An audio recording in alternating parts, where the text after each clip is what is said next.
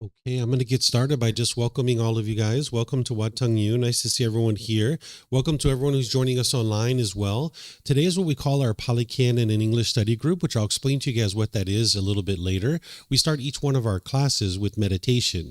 This individual who we refer to as the Buddha, he figured out how to get to enlightenment. What enlightenment is where the mind is completely peaceful, calm, serene, and content with joy. The mind no longer experiences any discontent feelings. You will have gotten to the point where you've trained your mind where you no longer experience any anger, sadness, frustration, irritation, annoyance, guilt, shame, fear, stress, anxiety, loneliness, boredom, shyness, resentment, jealousy. All of this can be eliminated through training of the mind. Oftentimes people think that these feelings are being caused by something external. You might think that it's your mom and dad that are frustrating you, or your brothers and sisters are annoying you, or your boss is irritating you. This isn't actually true. You can actually see this through the teachings of the Buddha in a way that you can independently verify. So what I'm going to do is guide you in meditation, because that's an important part of the training. But then afterwards, I'm going to share some teachings with you that are helping you to understand the teachings of the Buddha, because you wouldn't be able to just meditate your way to enlightenment. You need other things besides meditation. Oftentimes people think the Buddha sat under a tree, he meditated, and then instantly got to enlightenment. This isn't actually true. It took him 6 years to be able to gradually train his mind to get to this enlightened mental state. And it's the same thing for you. So while you wouldn't be able to meditate your way to enlightenment, you also wouldn't be able to get to enlightenment without meditation either. So that's why we start each one of our classes with meditation. What I'm going to do is I'm going to do some chanting in order to ease into the meditation.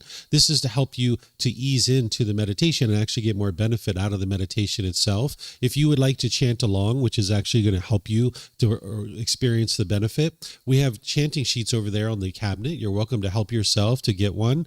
And for those of you guys that are online, this is on our website at buddhadailywisdom.com. Just click on free books, and if you scroll down towards the middle, you'll see the daily chanting sheet there. So we chant in the Pali language. This is what helps you to kind of exercise the mind and ease the mind into meditation. During the lifetime of the Buddha, he used chanting as a way to help his students commit the teachings to memory. Every 2 weeks, his students would come together and they would recite his teachings orally. So you can see from the origins of chanting that this isn't a rite, ritual, ceremony, worship, or prayer, or anything like that. There's none of those kinds of things in the teachings of the Buddha. If you're seeing those kinds of things associated with his teachings, those are gross misunderstandings of his teachings. He never taught any rites, rituals, ceremonies, worship, or prayer. Instead, he used chanting as a learning tool or as a learning device. Today, we use it as a way to ease the mind into meditation because we actually have books, audiobooks, videos, podcasts. None of those things were available 2,500 years ago to be able to study the teachings and commit them to memory. So that's how chanting came about through the teachings of the Buddha, is just to remember the teachings. If you end up getting one of these chanting sheets, you're going to see the English translations on them, and you're going to see a lot of appreciation, gratitude, and respect for the Buddha. And because of that, I don't think the Buddha even created these chants himself, because the Buddha wouldn't have walked around and said, "Here, chant these chants to me out of respect for me." This would be ego if somebody did this. And by the time you get to enlightenment, you don't have ego in your mind anymore. You don't think of yourself as being above people or below people. He would have eliminated that as part of his journey to enlightenment. But if you learn from a teacher how to move from anger, sadness, frustration, and all these other discontent feelings to the peaceful and joyful mental state that is enlightenment, and this teacher didn't want anything or expect anything from you, they were just helping you out of the kindness of their heart, you might actually have appreciation, gratitude, and respect for this person too. So that's why I think these actually came from his students, either during his life or after his death. Once we're in the meditation, that's where I'll start giving you some guidance on the meditation. I'll essentially be teaching you or instructing you how to meditate while we're actually meditating. But then there's going to be a period of time of quietness where it's just quiet. We're all meditating. Everyone here at the temple and anyone joining online will just be meditating together. Now, during this period of time of quietness, I'm sure you're going to hear occasional sounds. You might hear a car go by, a dog barking, a bird chirping. This is all normal. If you're in meditation with a craving for permanent silence, when you hear a sound, you will cause your mind to be annoyed or frustrated. This is the actual cause of why people experience all these discontent feelings. is that the mind is craving permanence, but you live in an impermanent world. Things are constantly changing around you. So if you're in meditation, understanding that the world is impermanent and that you can't be in meditation and have permanent quietness, when you hear that sound, you can be at ease because you understand that the world's operating exactly the way it's intended to operate, that these sounds are going to arise, they're going to change, and then they're going to fade away. So you can keep that in mind as you're meditating and you hear a sound, that those sounds are impermanent. And if you don't have a craving for permanence, then you can be at ease and you'll notice that your mind doesn't get annoyed or frustrated. After that period of time of quietness, we're going to come out of meditation with some more chanting. And then that's where I'll start today's class, helping you guys to understand what the Pali Canon and English study group is. And then we can actually learn some of the teachings of the Buddha. In terms of your body position for meditation, there's 4 positions that the Buddha taught: seated, lying, standing, and walking. And you would learn these different positions at different times because it's kind of like a tool belt. And you would use these different tools at different times in your journey to enlightenment. And you would learn these in different courses and retreats. But here in a class like this, I usually just introduce you to the seated position because that's oftentimes how people are learning. So I'll introduce you to this position, and then you can learn these other positions at different times in your journey to enlightenment. It's important to understand that there isn't just one fixed way to sit, because that would be permanence, and we live in an impermanent world. Everybody's body is a little bit different, so we're going to find different things to be comfortable. So you could be sitting on the floor or in a chair. Maybe if you're at home, you're on a bench or a sofa or a wheelchair. You can sit however you like. There isn't just one fixed way to sit. So you can use what I'm sharing as recommendations or something to consider, and you can use something that I'm sharing, or you can come up with something on your own if you like. Because what's important is that the body is comfortable, not painful and not luxurious, but instead it's comfortable. It's in the middle. So if you're sitting on the floor, you might consider having some cushions under your rear. This will kind of help soften your seat a bit. And if you're going to bring your legs together in the cross-leg position, you'd like to just do that lightly. Whereas if they're real tight, it can impede the circulation and cause pain in the lower body. Sometimes people like to put their legs off the mat. This gets their hips up in the air, and it lessens the angle at the hips, the knees, and the ankles, allowing the circulation to flow. The Buddha put his right hand over his left with his thumbs together, and then he put this into his lap. If this is comfortable for you, you could use it. But again, it's not about everyone doing it exactly the same way. There's other options here as well.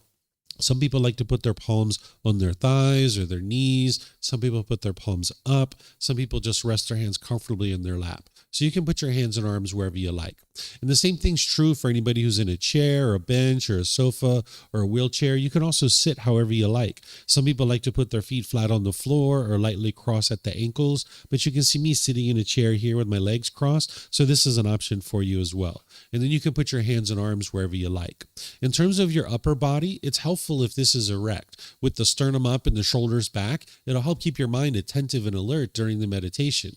Because if you were slouched, the mind would have a tendency to be dull or lethargic. But if you were real rigid with the upper body, the mind could be overactive or uptight. So you'd like the upper body to be in the middle with the sternum up and the shoulders back, because not only will it keep the mind attentive and alert, but it'll help it so you can breathe in through the nose and out through the nose. What meditation is it's a dedicated, active, purposeful training session where you're eliminating certain unwholesome qualities from the mind and you're cultivating certain wholesome qualities in the mind. So you'd like the mind to be attentive and alert during the meditation. And as I mentioned, it also helps you to breathe in through the nose and out through the nose.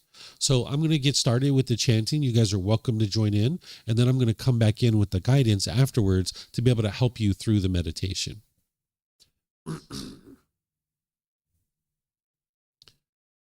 Arahang Samma Sambuddho Mahakawa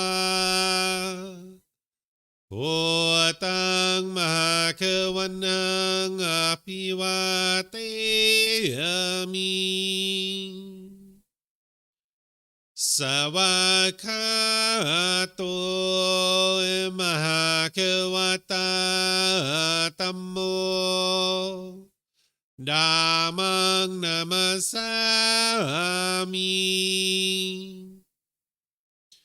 Supatipano Mahakavato Sawakasangko Sanghang namami.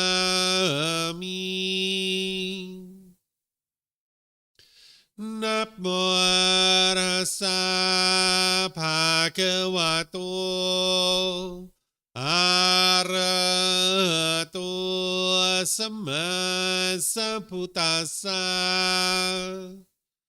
Namo Tassa Bhagavato Arahato Samma Sambuddhassa.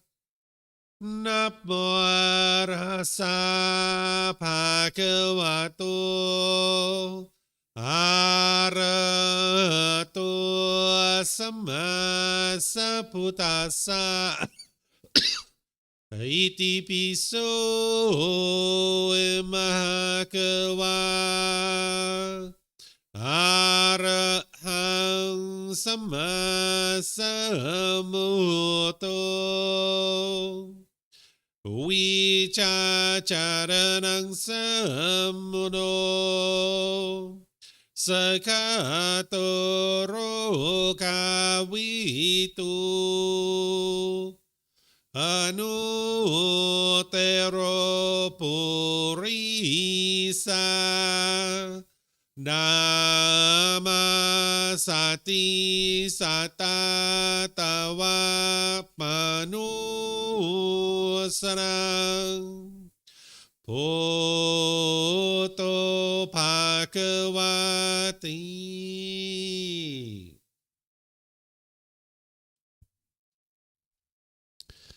Okay, with the lower body and hands and arms comfortable, and the upper body erect, just close the eyes and start breathing in through the nose and out through the nose.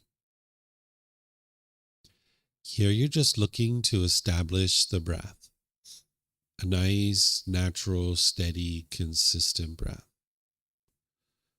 Not forced or controlled, just a gradual inhale through the nose, experiencing the full breath. And then whenever you're ready, exhale out through the nose. Breathing in and out. Breathing in and out.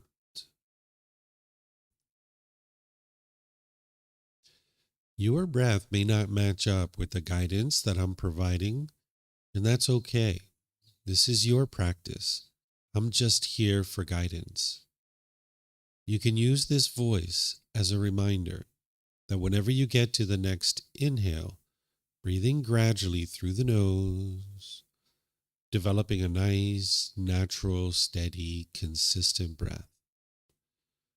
And then whenever you're ready, exhale out through the nose, experiencing the full breath. Breathing in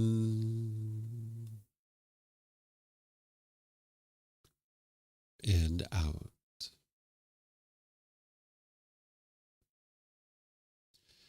Breathing in and out.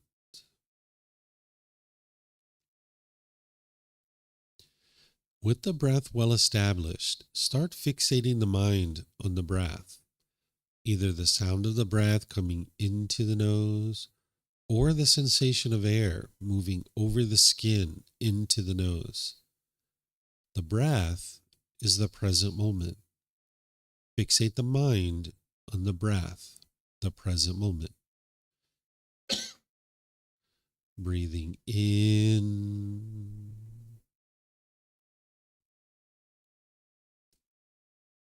and out.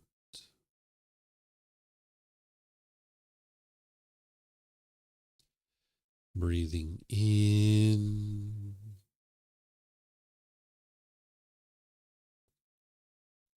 and out.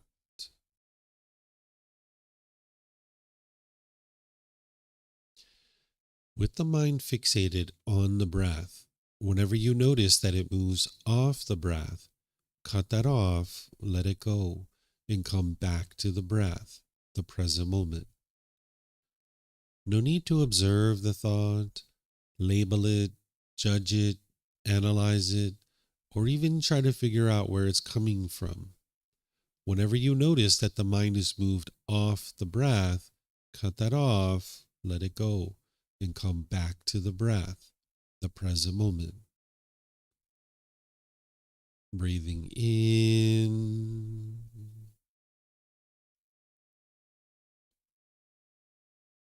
and out.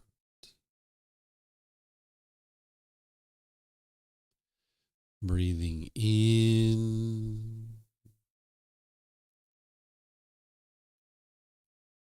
and out.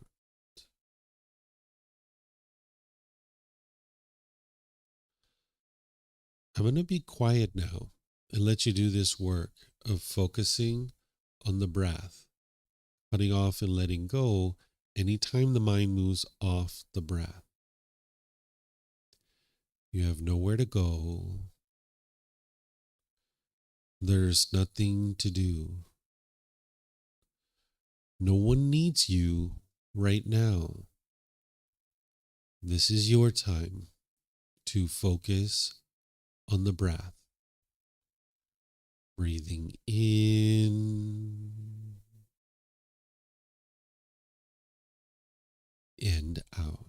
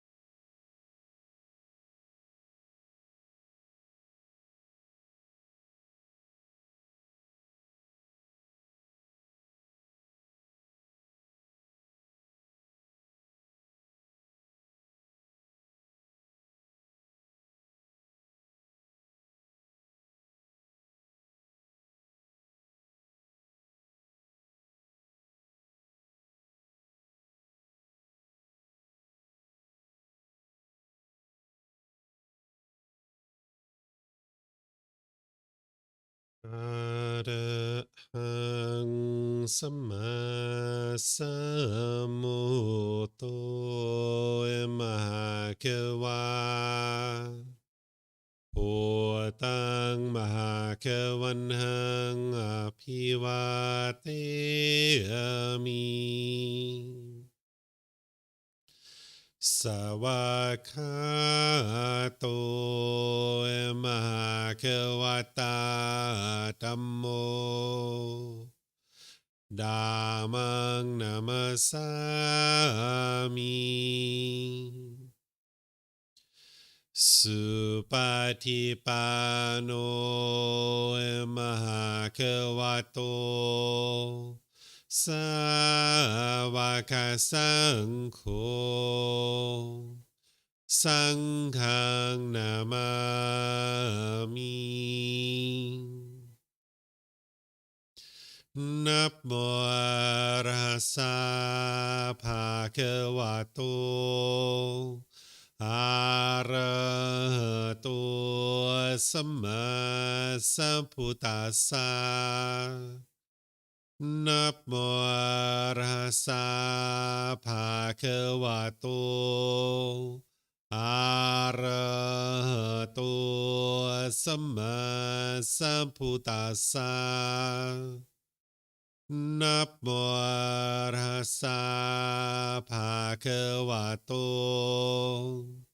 อะระหะโตสัมมาสัมพุทธัสสะอิติปิโสมหาเกวาอะระหังสัมมาสัมพุทโธวิจาจารนังสัมมุโนสกาโตโรกาวิตุอนุเตโรปุริสาดัมมาสติสัตตาตวามนุสนังพุทโธภาควาติ Okay, if you guys would like to slowly make your way out of meditation. Once again, welcome to all of you guys. Good morning. Nice to see everyone here. Welcome to everyone who's joining online as well.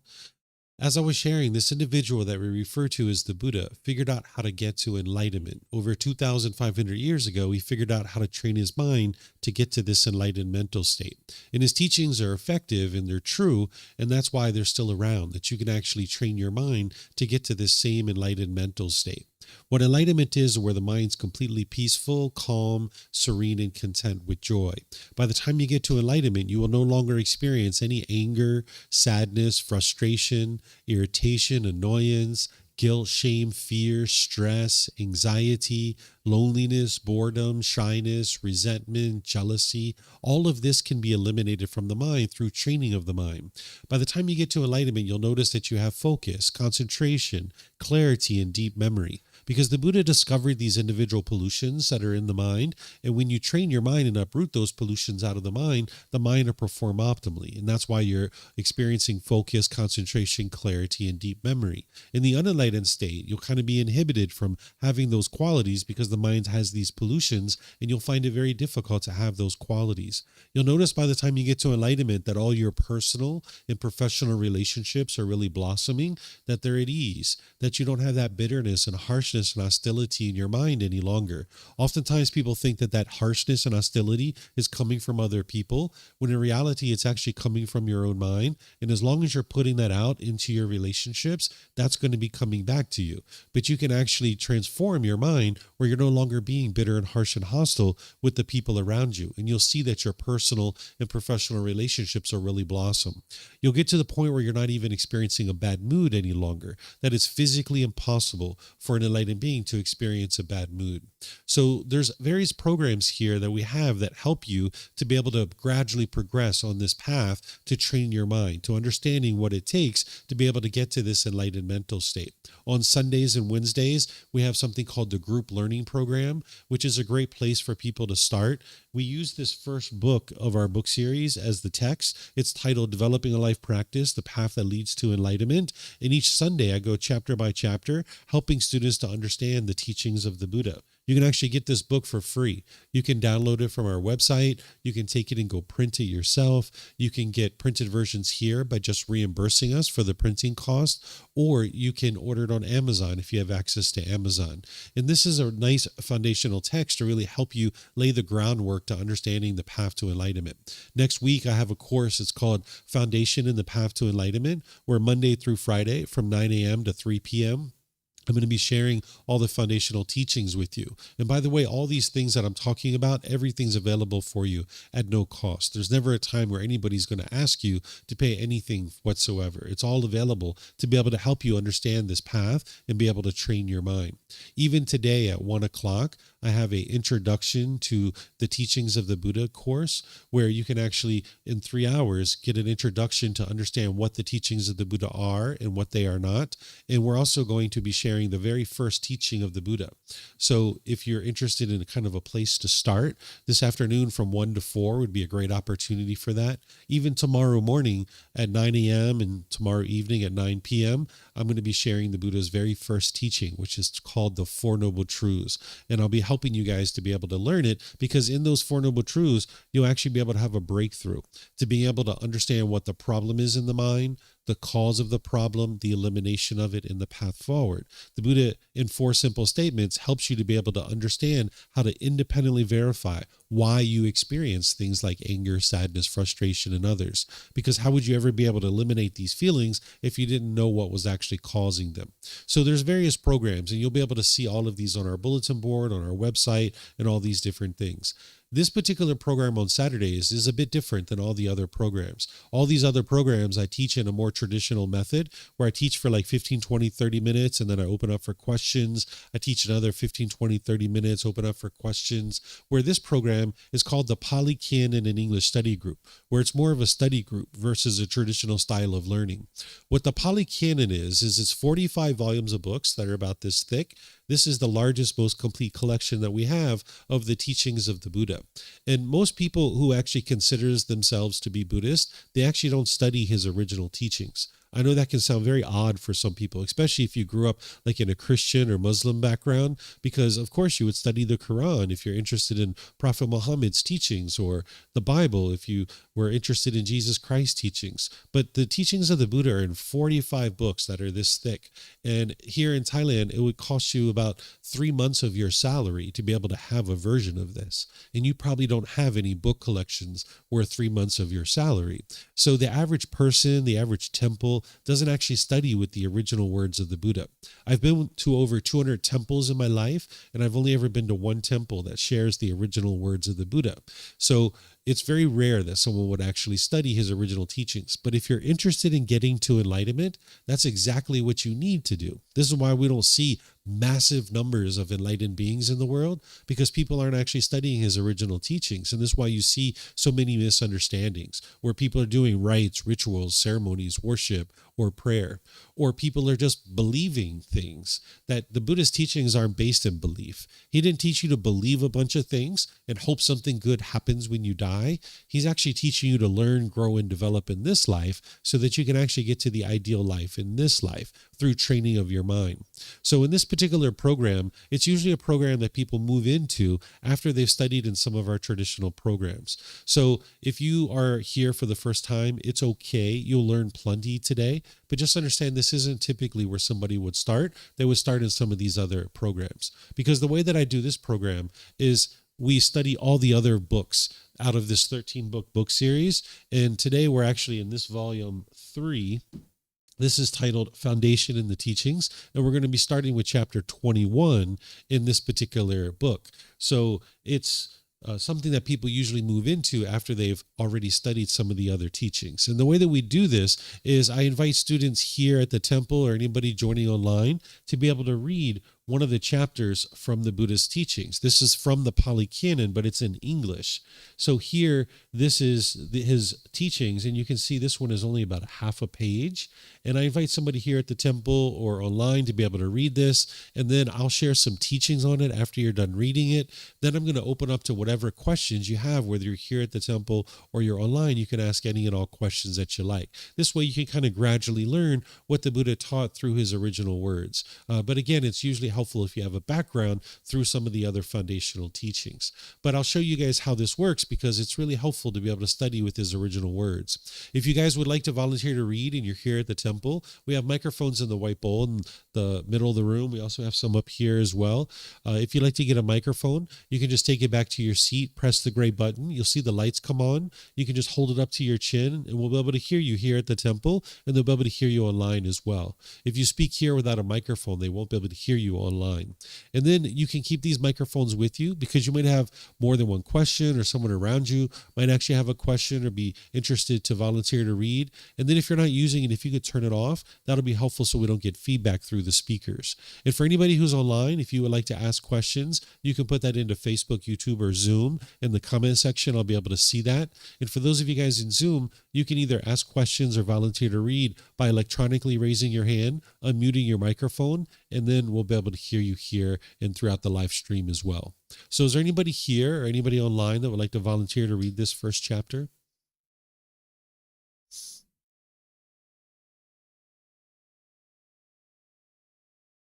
You got it, Rachel? Okay. The unenlightened mind is oftentimes very shy, right? That's part of the feelings, the conditioned feelings that the mind has. But you can eliminate that. Gain, honor, and praise are an obstacle even for an arahant. Monks, gain, honor, and praise, I say, are an obstacle even for a monk who is an arahant, one with taints destroyed.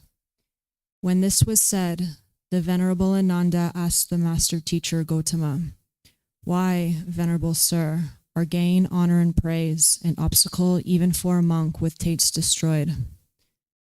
I do not say, Ananda, that gain, honor, and praise are an obstacle to his unshakable liberation of mind, but I say they are an obstacle to his attainment of those peaceful dwellings in this very life which are achieved by one who resides diligent, dedicated, and determined.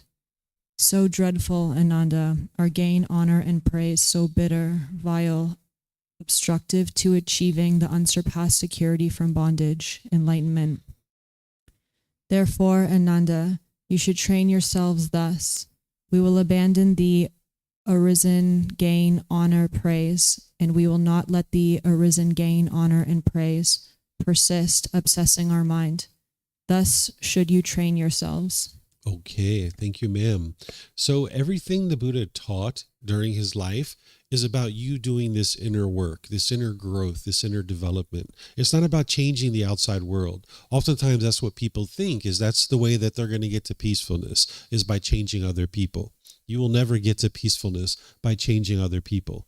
There's 8 billion people in this world, and you're not going to be able to teach all of those people to do things your way. It's just not possible. But that's oftentimes what the unenlightened mind does, is it thinks that my way is the right way and everybody else's way is the wrong way, and I'm going to go around the world and teach everybody to do things my way or interact with me in the way that I want them to interact with me. You'll never get to peace and joy this way. So the Buddha's teachings are all about training your mind to get to a point where you can interact in the world, understanding impermanence, that people are different. And not everybody's going to do everything the same exact way. But the mind in the unenlightened state craves permanence. It wants everybody to do things this way. And if they do things this way, an individual will like them. But then if they don't do things your way, the mind will dislike this person. And now the mind thinks that that dislike is coming from the other person, when in reality it's coming from one's own mind. So you can actually get to the point where you can have love and kindness for everybody around you. What this particular chapter is teaching is it's teaching about the ego. What the ego is this arrogance, this pride. We call it conceit in the 10 fetters, and it's also a portion of it is what we call personal existence view. What conceit is where you're measuring and comparing people, thinking that you're above them or thinking that you're below them. thinking that you're superior to others or that you're inferior to others. Your mind might do this when you walk around in the world and you see people wearing certain clothes or a certain hairstyle, or they talk a certain way, or they look a certain way. You might be measuring and comparing yourself to those people and thinking of yourself as being above them or below them. And this is going to be detrimental to your mind because it's going to lack your ability to then have love and kindness for all people. And it's going to cause harm to your own mind. As you have that ego and that arrogance and it comes out, people will tend to push you aside and be disinterested in associating with you. Where this comes from is in the animal world, we need ego. We need that conceit. We need that pecking order to know who's above us and who's below us. If we were a pack of wolves, we need to know who's the alpha male and who's the alpha female, because they're teaching us how to hunt and survive as wolves. We wouldn't actually be able to survive as wolves if we didn't know who the alpha male and alpha female are. Or as a herd of elephants, we needed to know who's the matriarch of this herd, because she's going to show us where the food is, where the watering holes are, where the migration paths are. If we didn't know who the matriarch of the herd was, we would just be a roaming single elephant, not understanding how to survive. So in the animal world, we needed a pecking order. We needed conceit. We needed to know who's above us or who's below us. But in this human world, we actually don't need this. We can actually look at everybody as being equal. But the mind oftentimes struggles with being able to do this because our mind has been conditioned so frequently through this constant rebirth that we've experienced in the animal world. Now, right now, you might be believing that you only have one life, but there's no evidence that you've only ever had one life. Maybe right now you can't remember your previous lives, but what the Buddha taught is the cycle of rebirth, of how beings are being reborn over and over and over again. And there's plenty of evidence to see that this is actually true. And if someone peers into this, you can actually independently verify that it's true, that there's a cycle of rebirth. And this is just one example about how individuals are being reborn over and over and over again. And this conceit is coming from the animal world, and now in this human existence, the mind will hold on to that in the unenlightened state. But in order to be able to get to enlightenment and be able to have love and kindness for all beings, you're going to need to get rid of your ego and not see yourself as being above people. That way you can treat everybody as equal. And if you put yourself below people, that's actually just as dangerous too. Because if you put yourself above people, you probably put yourself below people too. Maybe you go into your boss's office and you're trying to talk to your boss about some project and you're all shaken up by that. And now when you're all shaken up by that, it reflects poorly on your performance at work, and your boss doesn't have confidence that you can actually do this particular project or this work, and you'll see that your forward progress in your career is hindered from that. So by getting rid of this conceit, by getting rid of this ego, it will allow you to relate to all beings in a more loving and kind way, and you'll actually be able to progress in things like your employment and your relationships and things of this nature. So by the time you get to enlightenment, you don't have an ego. It's been eliminated, where you view everybody as being equal. So here, the Buddha is saying to one of his students, he says, "Monks, gain, honor, and praise, I say, are an obstacle, even for a monk who is an arhat, one with taints destroyed." An arhat is an enlightened being. This is how they would refer to an enlightened being during the lifetime of the Buddha, that they would have eliminated all the pollutions of the mind. That's what it means when one with taints destroyed. Taints are the pollutions of the mind. There's these 10 individual pollutions that the Buddha discovered. So he's saying that this gain, honor, and praise are an obstacle for an enlightened being, even somebody who's purified their mind. This gain, honor, and praise, this conceit is an obstacle for them. And then his student, who's one of his close students, Ananda, we actually think Ananda was probably his brother-in-law or his cousin, because he was around the Buddha from pretty much the beginning of his teaching career all the way to the end. Ananda says, essentially, hold on a second, Mr. Buddha. He doesn't say that, right? But hey, Mr. Buddha, hold on a second. Why, Venerable Sir, are gain, honor, and praise an obstacle even for a monk with taints destroyed?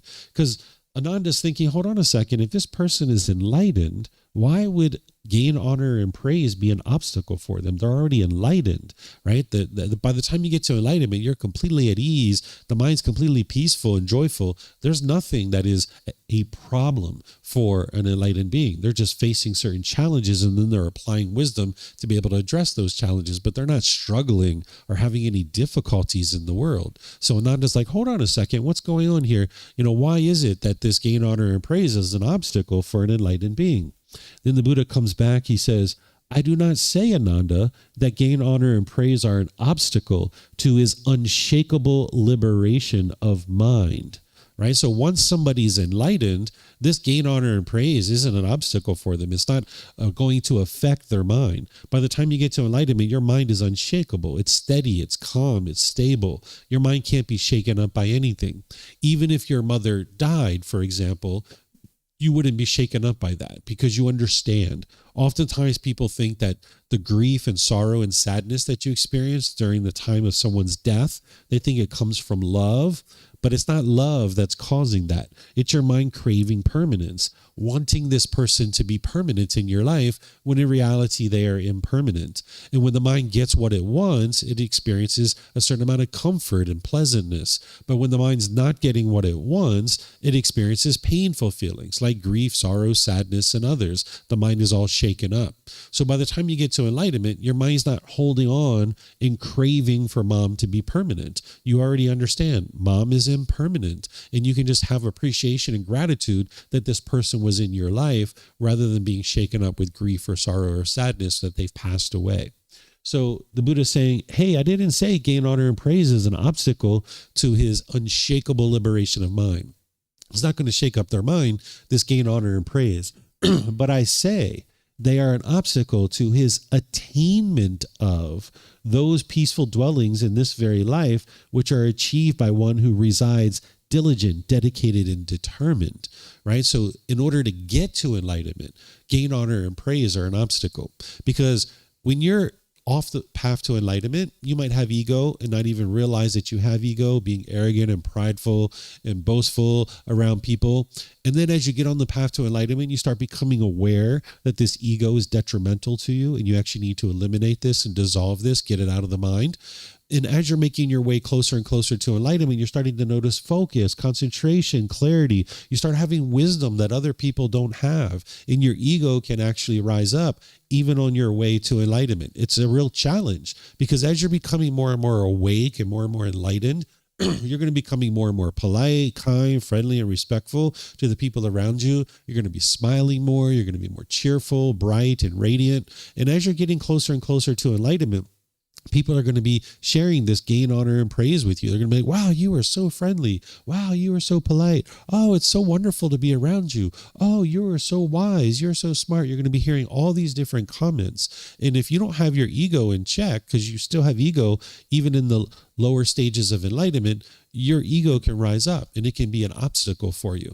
But what you need to be able to do is stay dedicated, determined, and diligent to be able to keep that ego in check and get rid of it so that it doesn't come out. Because as soon as you allow your ego to come out, it's going to hinder you from being able to actually get to enlightenment. You need to completely dissolve it and eliminate it and get it out of the mind where you can just view everybody as equal. And even though people might be giving you these positive comments, you don't take pride in that. Oftentimes people think that that's a wholesome quality, to be proud of something. That maybe if you've accomplished something really wonderful, you might put it on your social media, your Facebook or Instagram, like, wow, look at me, I got a master's degree. Aren't I really great? Wow, I got a PhD. Aren't I wonderful? Wow, look at my kids. They've got good grades. Let me put their report card all over the internet. Or wow, I'm going on this vacation. Let me show off to everybody that I'm hanging out in Thailand and getting massages and all these kinds of things. So whether you share those kinds of things is a choice for you to make. The Buddha's not going to tell you whether you should or shouldn't do those things. You just aren't interested in doing it with conceit or arrogance or pride and things of this nature, because now the mind is showing off and being boastful and arrogant, and people will tend to push you aside when this is happening. And again, if you put yourself above people, you're going to tend to put yourself below people too, and you're going to be shaken up in those situations. So the Buddha is saying you need to stay dedicated and determined to eliminating this conceit that the mind has. He says, so dreadful, Ananda, are gain, honor, and praise, so bitter, vile, obstructive to achieving the unsurpassed security from bondage or enlightenment. That's what he's saying, is that if you allow this gain, honor, and praise to obsess your mind, it's going to hinder you from being able to experience this enlightenment. Therefore, Ananda, you should train yourselves thus. We will abandon the arisen gain, honor, and praise. We will not let it obsess the mind. right? That's what he's saying here. And this is a wise way to train yourself. And you'll see that your relationships will really improve rather than going around and showing off and being arrogant and prideful about the things you've purchased or the things you've acquired or the things that you're doing. This is just the mind looking for validation from other people that somehow you've accomplished something wonderful. Instead, just know what is wise and know what is unwise. Make those wise decisions and gradually make your way towards those wise decisions, improving your life. You don't need to show off to other people about what it is that you're accomplishing. So do you guys have any questions on this chapter? Okay, it looks like somebody has a question here online. All right, go ahead, sir. I thank you, David, for your teachings. I'm just curious why he would say that it's an obstacle to an arhat and then go on to say that it's an obstacle to achieving arhatship. Why would he not say that it's an obstacle for for stream enterers and once returners and non-returners? The reason why is because the conceit is still in the mind up until the fourth stage of enlightenment. So in those four stages, first, second, third stage of enlightenment, conceit is still in the mind. It's not until you actually get to the fourth stage where the mind is an arahant or an enlightened being that's where you eliminate that fetter of conceit. So it's an obstacle even for someone who's making their way to enlightenment. That's what he's essentially saying here. But it's not until the mind is actually enlightened that fetter has been eliminated. Okay, it looks like we have a question here. Zoom through the chat. It says, Master, is it wrong or sinful for monks and abbot to fight for power, honor in a temple? If so, why aren't they follow the Buddha teaching to achieve enlightenment? So the Buddha doesn't teach you what's wrong or sinful. That's not the way he talks. But I understand that that's maybe how you've thought about these teachings in the past. Instead, what the Buddha is teaching you is he's teaching you this natural law of cause and effect, or action and result. Some people refer to this as karma. You might have heard that. It's a certain language, the Sanskrit language, but in the Pali language, the Buddha refers to this as gamma, right? That's the way it's talked about. So it's this natural law of cause and effect. It's nothing mystical or magical. It's not about punishments and rewards or who's to blame or who's at fault. It's helping you to see what are the wise decisions that lead to a particular wholesome result and what are the unwise decisions that lead to an unwholesome result. So wholesome results or wholesome gamma, or unwholesome results or unwholesome gamma. And the Buddha is helping you to be able to see this cause and effect between the decisions you make and what you experience in your day-to-day life. When we talk about awakening to enlightenment, what you're doing is you're cultivating wisdom about this natural law. Because in the unenlightened state, you don't have wisdom of this natural law. And that's why you'll make unwise decisions. You'll experience unwholesome results coming back to you. And now the mind will typically blame that on other people. Or you'll think that it's good luck or bad luck or destiny or fate, or it's some being like God, or some people talk about this entity of the universe who's causing you to experience any particular thing in life. In reality, it's your own decisions that are leading to any particular result that you're experiencing. So the Buddha didn't teach what's wrong or right, even though we use in the Eightfold Path like right view, right intention, so forth. One of the ways you might think about that is wise view or wise intention or wise speech, right? So the Buddha is helping you to see this cause and effect so that then more and more as you awaken, cultivating this wisdom of the natural law, you can go out into the world making wise decisions that are going to produce wholesome results for you. So if there's ordained practitioners who are fighting over power at a temple, I would say that those individuals are not practicing the teachings of the Buddha. And the Buddha talked about this during his lifetime, because if you can imagine, during his lifetime, there were countless people who were learning from him, just countless people. And not everybody was practicing the teachings closely. There was, of course, a core group of people around the teaching or around the Buddha who were practicing the teachings closely, but there were people on the outer edges who weren't practicing, but they were still shaving their head. They were still wearing robes. They were still considering themselves to be ordained and a monk. But the Buddha gave a talk on this where he talked about if he was a cow walking on the earth during rainy season where the earth is really soft, and he's leaving behind hoof prints. And there's a donkey behind him, and this donkey is putting its hooves in the same hoof prints as the cow. And the donkey is thinking, I'm a cow, I'm a cow, I'm a cow, I'm a cow. Just the fact that the donkey is putting its hooves in the same hoof prints as the cow, and the donkey thinks it's a cow, does that make the donkey a cow? And the answer is, of course, no. Right? So just because someone's shaving their hair and wearing orange robes, or just because they're shaving their hair and wearing white clothes, doesn't mean that they're an ordained practitioner or that they're practicing the teachings of the Buddha very closely. So you can see people who are at temples, who are considered to be ordained, who might be wearing the clothes and shaving their hair, but they're not necessarily practicing the teachings closely. They aren't the cow in this situation, which is the Buddha practicing the teachings very closely. Instead, they might be like the donkey, where they think that they're a cow, but they're not actually practicing. It's very infrequent that you'll actually see people who are actively learning and practicing with the original teachings of the Buddha. So oftentimes people don't understand the teachings very closely. In fact, this teaching right here is a perfect one for ordained practitioners, because with ordained practitioners, one of the first things that they will teach you when you become ordained is they will teach you not to lie to household practitioners. You are all household practitioners. I am a household practitioner. I'm not ordained.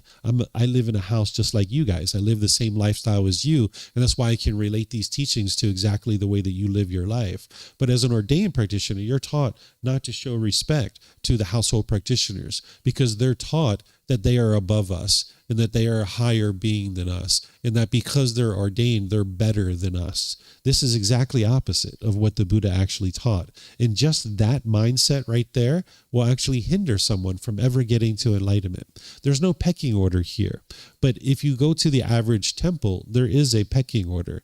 There's going to be a hierarchy. And this isn't what the Buddha actually taught. And this is a time frame where the Buddha described during his lifetime that 2,500 years later, that we would be at this low point in society where people would grossly misunderstand his teachings. And that's where we're at right now, 2,500 years later, that his teachings are largely misunderstood by the wide audience of people. So even though those people might be functioning that way, it's best for you to understand what the teachings of the Buddha are, so that way you can practice the teachings, and that you're not reliant on people who maybe aren't practicing the teachings closely. So if you see people fighting and arguing and fighting over power at a temple, then you can know that that's not what the Buddha actually taught, and it would be unwise for you to do those kinds of things in your life. There's no reason why you would be interested in arguing with somebody. That's not going to produce anything beneficial whatsoever. That hostility, that bitterness that you put out, the natural law of karma is all going to come back to you. So the Buddha doesn't teach you to argue or fight or quarrel about power or honor or praise or any of these kinds of things. So you can see it right here in the words of the Buddha, and then you don't believe it, right? You learned it here, and now you reflect on it, and you're like, yeah, what the Buddha said and what David talked about, that makes a lot of sense. I shouldn't put myself above people or below people. So you reflect on it and you see that, yeah, this is true. But then you practice the teachings of the Buddha. You start integrating this into your life and start practicing it, where more and more you see yourself as being equal, and you'll see that it produces wholesome results for you. And that's how you'll know it's the truth, that you don't believe any of these teachings. You learn, investigate, and examine them, like what we're doing here. You then start reflecting on it within your own mind. You start thinking about certain situations that you've been in your life and how what I'm describing here would actually go better for you. And then you start practicing it on a day-to-day basis. And this is where you see the results, and you'll know that this is true and it actually is working to improve the condition of your mind and your life and the way that you have relationships.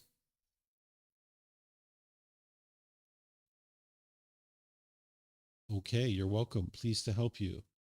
Okay, let me see. We don't have any other questions here. So, okay, it looks like maybe there was another question here in Zoom. Go ahead, sir.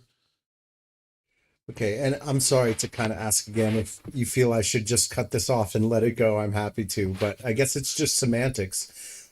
He does say, is an arhat and taints have been destroyed. So is an arhat and destroyed, that's past tense. It seems that he is speaking of an existing arhat. So I'm still confused. I do appreciate your answer, but Yeah, he's saying that it was an obstacle for this person, right? He's not saying okay. that it is at this particular moment, now that their mind is purified, that they are an arahant, but on their way to arahantship, it was a obstacle for them. So everybody that is on their way to enlightenment, they're going to experience this obstacle. And it was an obstacle even for this enlightened being who is now enlightened. It was an obstacle for them too. Okay, that makes perfect sense. Thank you. Yeah, you're welcome. Okay, so let's move to the next chapter, and we can study. By the way, what you have here in these books is you have the original words of the Buddha.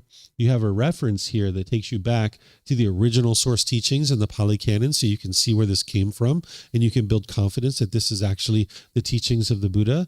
And then you have teachings from me that are helping you to be able to integrate this into your day-to-day life. The Buddha's teachings are very clear, very concise, and very precise, but it helps to have a dedicated practitioner and teacher to help kind of guide you along the path. And that's what I'm doing here in this particular part here. So you can see me talking about conceit and some of the things that we just talked about as well. So you'll have that in the actual book series.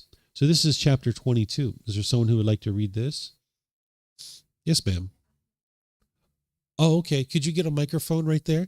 And then that way the people online will be able to hear you. There's a question here on the previous chapter. Hello. Yeah. Mm-hmm.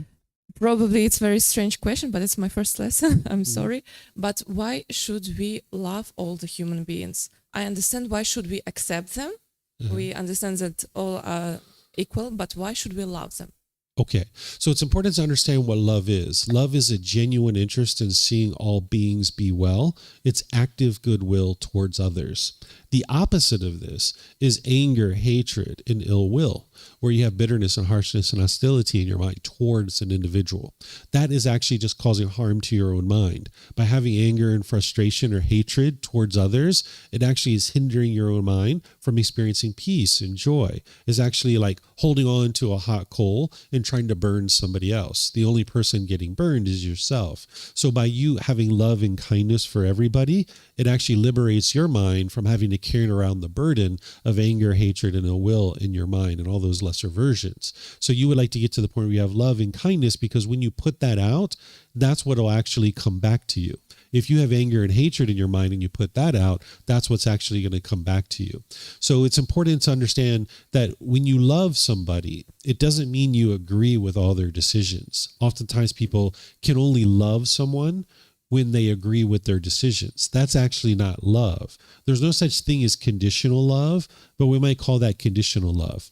That someone might say, if you do things my way, I will love you, and I will say I love you, and I will act like I love you. But when you stop doing things my way, I don't love you anymore. So if you are falling in love with people and out of love with people, this isn't actually love.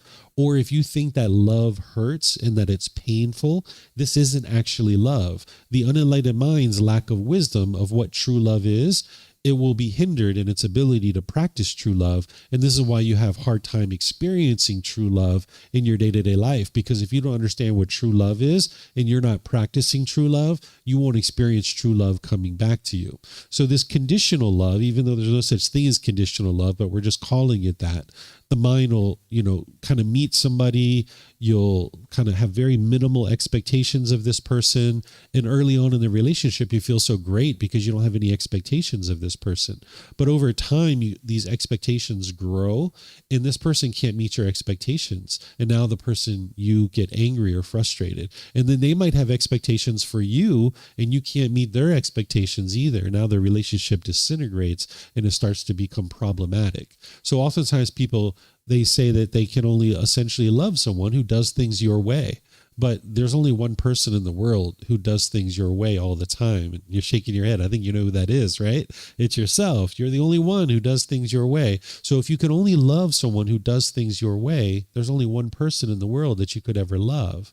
And you might actually have trouble loving that person sometimes, right? So what you got to do is you got to separate the choices and decisions that someone makes from the person themselves, where you can disagree with their choices and decisions while still loving the person, meaning you have a genuine interest in seeing them be well. So this is where, like, you won't agree with what your mom and dad do, but you can still love them, right? So you can disagree with their choices and decisions, but understand that that's their choice and that's their decision, and that's what they think is important, and they're implementing that decision, and they're going to experience the results of that decision. So even though I disagree with my mom and dad or my brothers and sisters or my life partner or my children, I can still love the person, meaning having a genuine interest in seeing them be well. And by you doing that, it actually frees your mind of having to carry around anger, hatred, ill will, frustration, and agitation. And now you can be peaceful and joyful, understanding that you disagree with this person's choices and decisions, but you can still love the person. So, for example, I don't suggest you do this, but let's just say you went out and murdered someone today, and you called me from jail and you said, David, even if you don't say this, I've made a horrible mistake. Even if you just said, hey, I've done this thing, I'm in jail, and I'm wondering if you will come talk with me. Sure, I'll talk with you. I don't hate you, right? I'm not angry. I'm not frustrated with you. I disagree with the choice of decision. I wouldn't choose to murder somebody, and you probably wouldn't either, but I can still love the person, meaning have a genuine interest in seeing this person be well. So that's what you would ultimately like to be able to get to. And there's certain training that you can employ to be able to get your mind to that point, because in the unenlightened state, you won't have that. In the unenlightened state, you'll have what's called craving, desire, attachment, wants, and expectations, where if somebody meets those expectations and what you want, you will say, I like these people. But if they don't do what you want, the mind will dislike them or have anger and hatred towards them. This is the mind craving permanence, when in reality, you live in an impermanent world. So the mind will say, I love this person or I like this person only when they do things your way. But when people don't do things your way, you will have dislike or anger, hatred towards them. And what you like to do is get rid of this, where you can understand impermanence, that people are making decisions differently, and that's okay. But the thing is that the mind's ego is going to think my way is the right way. And if people do it that way, I like them. And if they don't do it my way, I dislike them.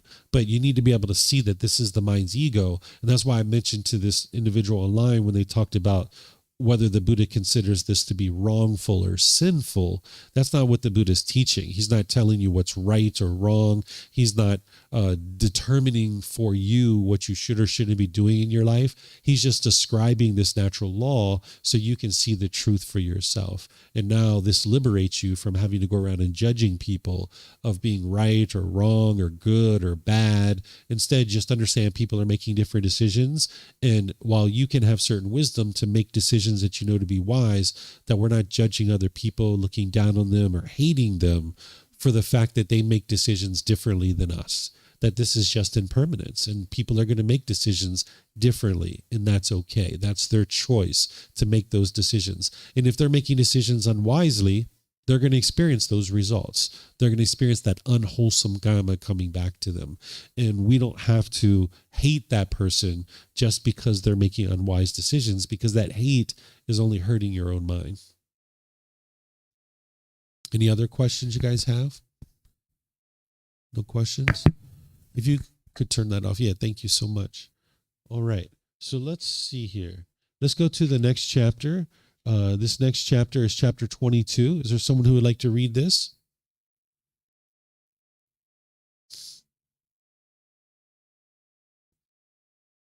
Nobody would like to read? You can read? Okay. Yeah.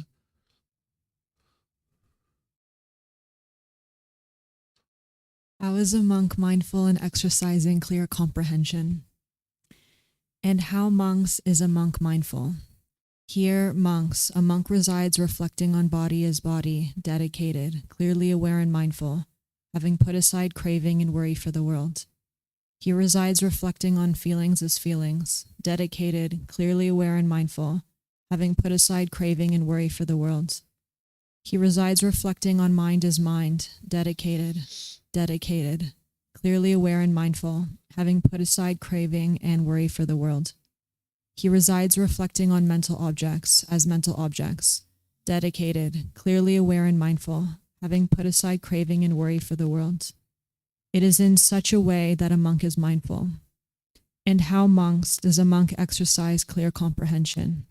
Here, monks, a monk is one who acts with clear comprehension when going forward and returning, when looking ahead and looking aside, when drawing in and extending the limbs, when wearing his robes and carrying his outer robe and wool, when eating, drinking, chewing his food and tasting, when defecating and urinating, when walking, standing, sitting, falling asleep, waking up, speaking, and keeping silent. It is in such a way that a monk exercises clear comprehension. Okay, thank you, ma'am. So there's this core central teaching of the Buddha called the Eightfold Path, which is the path to enlightenment. If you're interested in getting to enlightenment through the teachings of the Buddha, you would need to learn this path inside and out. It's 8 individual factors that are going to guide you in how to train your mind. I'm going to be teaching this over the next 2 Sundays.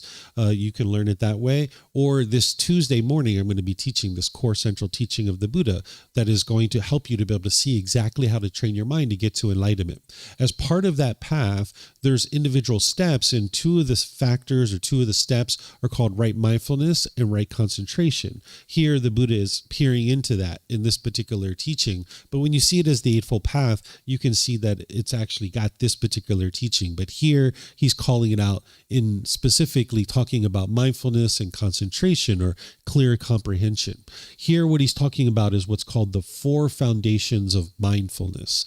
In general, what mindfulness is awareness of mind. In order to get to the point where you don't have any anger, sadness, frustration, and all these other discontent feelings, you're going to need to have awareness of mind, because you need to be aware when your mind is angry, when you're frustrated, when you're feeling guilty and shameful and fearful, or any of these other discontent feelings like stress and anxiety. You're going to need to be aware that the mind is having that feeling, because then you need to apply right effort to cut that off and let it go, eliminate it out of the mind. You're not suppressing this feeling and you're not repressing it. You're actually cutting it off and letting it go before it actually becomes a feeling. So you're going to need what's called mindfulness or awareness of mind. Oftentimes people are using this word mindful in a way that the Buddha didn't actually use it, because it's made its way into modern conversations. Someone might say, "Can you mindfully carry this glass of water to the table?" Well, they're not talking about what the Buddha is describing. Instead, they've replaced the word careful with mindful, right? Because really what they're saying is, can you carefully carry this glass of water to the table? That's not what the Buddha is teaching you. He's teaching you to have awareness of mind, because you need to be aware of your thoughts, your ideas, your feelings, your perceptions, all the things that are going through your mind. You need to have awareness of this, because anytime there's unwholesomeness in the mind, you need to apply effort to eliminate that. And whenever there's wholesome qualities in your mind, you need to support that, encourage it, and not allow it to fade away. So in addition to just having general mindfulness or awareness of mind, what the Buddha is teaching you here is what's called the 4 foundations of mindfulness, that you need to be aware of the bodily sensations, the feelings, the condition of the mind, and the mental objects. That's what he's talking about here. Body is body, feelings is feelings, mind is mind, mental objects is mental objects. What he's teaching you here is the life cycle that your discontentedness is going to take. Before you get angry, before you get sad or frustrated or any other discontent feeling, there's going to be bodily sensations associated with it. With something like anger or frustration, it might be tingling in the body, tightening in the chest, tightening in the throat, heat in the face, pressure in the skull. You might have noticed this from time to time. That's having awareness of the bodily sensations. What that is an early warning system alerting you. Your mind's about to get angry. You're about to get frustrated. You're about to get irritated or annoyed. Your mind's basically saying, I'm about to get a feeling here. I'm about to get a feeling. I'm about to get a conditioned feeling. And if you do nothing about it, boom, the mind's going to form that conditioned feeling. And now you're struggling with the anger and frustration in your mind. But what the Buddha teaches you to do is build awareness of this early warning system, these bodily sensations, so that when you're noticing that bodily sensation, instead of allowing the mind to form the conditioned feeling, you can actually cut it off before it becomes a feeling. Again, you're not suppressing your feelings or repressing it. You're actually cutting it off and letting it go before it becomes a feeling. It's kind of like if you were taking a boat from the UK to Canada, you'd like to prevent the water from ever coming into the boat. Because once you're out in the middle of the ocean, if you allow the water to come into the boat, you've got a real problem to deal with. You've got to get it out of the boat. And it's the same thing as once you allow the anger to come into your mind, you then got to get rid of it, right? Because once you have anger in your mind, it's going to motivate unskillful conduct through your intentions, your speech, and your actions. You're not going to be putting out harmful moral conduct, and all of that is going to come back to you in your relationships. So you would like to prevent this from ever coming into the mind.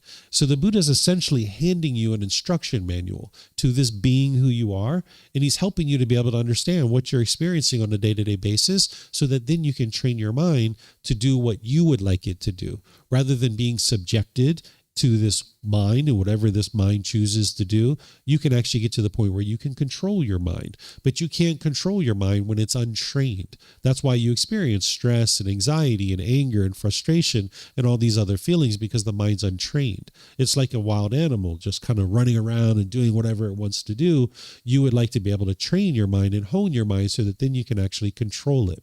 So being aware of these bodily sensations is that early warning system alerting you that your mind is about to experience a certain conditioned feeling, and then you can apply what's called right effort to cut that off and let it go at the bodily sensations. Because if you don't, it's then going to become a feeling.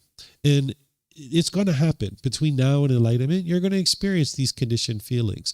And if you didn't cut it off as a bodily sensation, you could cut it off as a feeling. If you didn't cut it off as a feeling, it's going to affect the condition of your mind. That's the next one, right? That now maybe you're grumpy or irritable for a couple of hours or a couple of days or a week or two where you're grumpy and irritable. And that's no fun walking around like that. So if you can notice this life cycle, you can actually take action to cut off by applying right effort.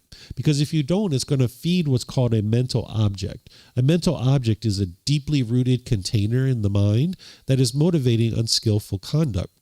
So in this example, the mental object is ill will. We weren't born with ill will. We didn't have anger and hatred in our mind when we were first born. We didn't go into the nursery at the hospital hating other babies. This is why babies laugh and giggle so much, because they're so happy, they're so cheerful. They don't have that anger and hostility in their mind. Now, as an adult, you have anger and hostility in your mind, that it only takes a certain thing that gets triggered, and now that anger and hostility will come up in your mind. That's because of this deeply rooted container called a mental object. So what the Buddha is teaching you to do is put this blockade at the bodily sensations where you cut off and let go of any potential arising feelings so that then you can work on uprooting these mental objects out of the mind. The mental objects are the 10 fetters, the 10 pollutions that the Buddha discovered. Though that's what you're purifying the mind of and getting that out of your mind. But you need to have awareness of each of these 4 things: the bodily sensations, the feelings, the condition of the mind, and these mental objects, so that then you can apply right effort to cut it off and let it go. So the way that this actually looks in day-to-day life, because this is the technical description of this, is let's just say you're like watching the news. You're sitting on your sofa at home and you're watching the news and you're taking in content through your eyes and your ears, and you see or hear something that you disagree with. Right? Because when you agree with something, you'll have pleasant feelings. But when you disagree with something, you'll get angry and frustrated because it's not meeting your expectations and what you want or what you're craving or expecting. So now you're noticing this anger starting to arise, this bodily sensation, tingling in the body, tightening in the chest, tightening in the throat, heat in the face, pressure in the skull. Well, rather than just sit there and dwell in that and allow your mind to form the feeling, you know what's coming. There's a conditioned feeling that's coming. So rather than just sit there and dwell in that and keep watching the news, cut off the news, go outside, go for a walk, go for a bike ride, go to the bathroom, wash your hands, go to the kitchen, get a glass of water, do something else. What you're doing is you're redirecting the mind so that it doesn't dwell in that and doesn't form the conditioned feeling. But oftentimes people don't know this, and that's why the mind is experiencing what it's experiencing. So if you redirect the mind like this, you're applying right effort to cut off and let go of that arising feeling. And if you do that enough, eventually you'll get to the point where it doesn't arise anymore, where it's just physically impossible because you've eliminated the causes and conditions that are producing it. So if you're sitting there watching the news, eventually you'll get to the point where you'll watch it, you'll understand it, you'll see what's going on, and you'll know that that's unfortunate that these things are going on, but you won't form any conditioned feelings. You won't get angry or frustrated, not because you don't care. Oftentimes people think that it's care that's causing your discontent feelings. That's not what's causing your discontent feelings. It's the craving, it's the longing, it's the yearning, it's the wanting things to be a certain way permanently. So you can notice that by the time you get to enlightenment, that you'll have care and you'll have concern, but you won't have worry and anxiety and stress and all these other feelings. So you need to redirect your mind like this multiple times to get to the point where your mind's peaceful and joyful. And now you'll be able to actually watch the news and understand that, yes, of course, these unwholesome things are happening in the world, and that is unfortunate, but you're not going to form feelings based on those things. And that comes with training of the mind. So if you redirect the mind like this multiple times, eventually you get to the point where you won't experience that. So this is the 4 foundations of mindfulness, and you're going to need to do this with each individual thing. That as you're driving down the street, if someone cuts you off and you realize this anger is starting to rise up, you've got to cut that off and let it go. Or if you hear about some unfortunate situation and you're noticing any kind of discontent feelings arising, you can actually cut that off and let it go. And this is where the mind gets transformed. And then this last part here, where the Buddha is talking about exercising clear comprehension, what he's talking about here is practicing singleness of mind, where you're just doing one thing at a time. Oftentimes people think that you can multitask, where you can do multiple things at one time. The mind actually can't do multiple things at one time. What you're doing is you're doing something for 3 to 5 seconds, and then you're switching, and you're doing something else for 5, 6, 8, 10 seconds, and then you're switching. And you're doing something else for 5, 10 seconds, right? So essentially like a racehorse racing around a racetrack. So if you're talking to your mom, you're watching TV, and you're eating a sandwich, you're not actually doing all 3 things at one time. You're talking to your mom for a little bit, you're watching TV for a little bit, you're eating your sandwich a little bit. This is why when you get off the phone, you can't remember what it is that you even talked about, right? And you might have even said something that was unwise that you regret later. So you would like to actually just do one thing at a time. This is called singleness of mind. And if you practice this, you'll notice that the mind becomes more focused, more concentrated, and more honed. And you'll notice that it's actually more beneficial for you. Because in this situation where you're talking to your mom, thinking that you're experiencing more productivity by watching the news and eating a sandwich at the same time, you're actually making this conversation longer than it really needs to be. And you're not able to remember the things that you actually talked about, and you got to call her back and find out what it is that you agreed to do. Or you might have actually said something that was unwise because you weren't speaking in a wise way, and now you're going to have difficulties with that later. So if you're like this, where you're trying to do multiple things all throughout your day, maybe you go to work, it's like a racehorse racing around the racetrack. And if you go to the barn and you see a horse in the barn after the race, they're really hyped up. They can't calm down. This is why you might get to the end of your day and you might notice stress or anxiety at the end of your day, and you find it very difficult to actually rest and relax at home. So if you just do one thing at a time, this is actually going to hone your mind to develop concentration, and you'll see more focus and concentration in your mind. So the way that this works in real day-to-day life is, say you're in a business meeting and maybe you know you're going to Thailand 3 months from now, and you're in this business meeting and your mind's wandering and you're thinking, man, I can't wait to get to Thailand. I don't care what the boss is talking about. I just can't wait to get to that mango and sticky rice and the massages and the elephants. And oh my God, this is going to be so fun. And your boss is up there talking and your mind is somewhere else. Well, if you notice that with your mindfulness, you would like to apply right effort to cut that off and let it go and come back to the present moment and focus on whatever it is that your boss is talking about, because that's where the benefit is going to be. In that situation, you're going to be able to move your career forward. Or say you're washing the dishes and you're noticing that your mind is wandering. You would like to cut that off and let it go and come back to whatever it is that you're focused on, because if you allow your mind to wander, you could very easily get cut with a knife. And now next thing you know, you're in the hospital getting stitches, right? And you're wasting your time and your money, and you're getting injured and all these other kinds of things. There's people in the world right now that are actually dead because they didn't understand the natural law of karma, of how wise it is to just do one thing at a time. There's people that were walking down the street, talking on the phone, just talking and talking and talking, didn't even realize they walked out into the middle of the street, whack, and they're dead because they weren't practicing singleness of mind. This isn't punishments and rewards. This is just helping you to see the cause and effect relationship between your decisions and what you experience on a day-to-day basis. So the Buddha teaches you to do one thing at a time because it helps you to focus your mind and build concentration. One of the ways that I think about it is if you had a piece of wood and a steel rod and you grinded that steel rod back and forth over and over and over again, when you first start doing this, the steel rod's going to bounce around a lot because there's not a groove there, right? But if you keep grinding that steel rod back and forth, eventually you're going to get a groove going. And when it pops out, you're going to notice that and you can bring it right back, right? And now you grind that steel rod back and forth, back and forth, back and forth. Eventually you get a deeper and deeper groove and it never pops out because it's too deep. So your mind is the same way.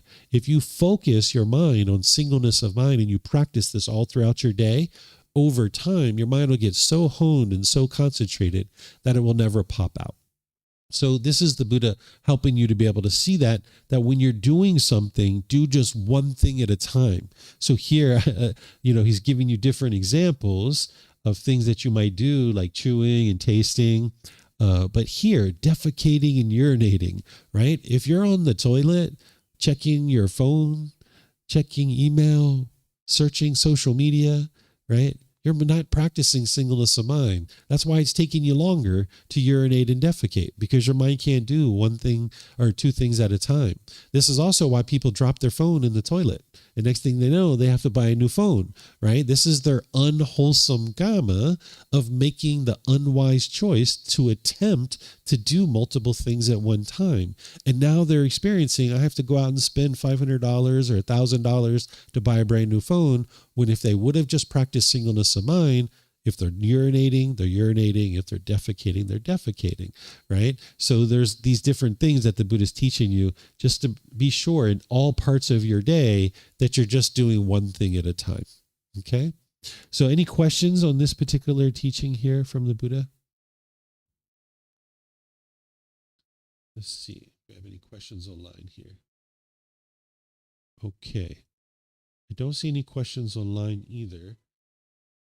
Okay, so what I'm going to do then is I'm just going to end class here by thanking all of you guys for joining. Thank you for your interest to learn and grow and develop on the path. In this particular class, we usually just study up to a certain point. Right now it's 10:30. You kind of study up to that point, give you guys a chance to study and learn a little bit of the teachings of the Buddha, where I teach the same class at 9 p.m. at night, and I do it from home, and there's students online, and we study 10 chapters. But we don't do meditation because oftentimes those students are already meditating on their own, and they've been practicing and learning the teachings with me for a while. So we focus on 10 chapters. So if you guys are really interested in diving into this kind of learning, Saturday evening at 9 p.m. online is the best way to actually do that. If you're interested in learning all the foundational teachings of the Buddha, as I mentioned today from 1 to 4, there's an introduction to the teachings of the Buddha. Tomorrow, the group learning program at 9 a.m. or 9 p.m. is great for that. And then all next week, there is the Foundation and the Path to Enlightenment course from 9 to 3. And then tomorrow evening, even at 6:30, we have a meditation here where we just meditate, and then I open up to any and all questions that you guys might have. So you're welcome to join for any of these events. You'll find them on our bulletin board. You'll find them on our website as well. So have a very lovely and wonderful rest of your day. We'll see you next time. Sawadee khap. Sawadee khap.